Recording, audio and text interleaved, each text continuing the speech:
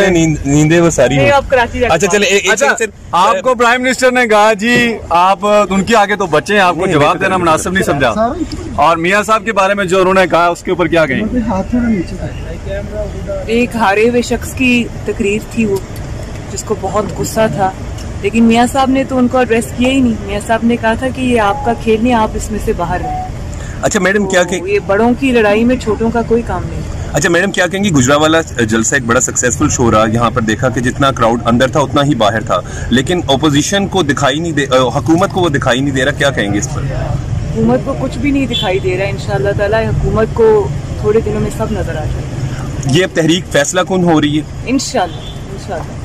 Protection orders की बंद करने के डिसीजन के ऊपर क्या कहेंगी? प्राइम मिनिस्टर ने अनाउंस किया कि अब किसी को प्रोटेक्शन ऑर्डर नहीं मिलेंगे और आम जेलों में ट्रीट किया जाएगा। पहले भी आम जेलों में ट्रीट किया गया था। अगर कोई ये समझता है कि जेल में कोई सहूलियात थी तो वो गलत समझता है। ये जो धमकियां है ना, ये किसी और को दें। और गिरफ्तारियों से खौफ ज्यादा तो नहीं?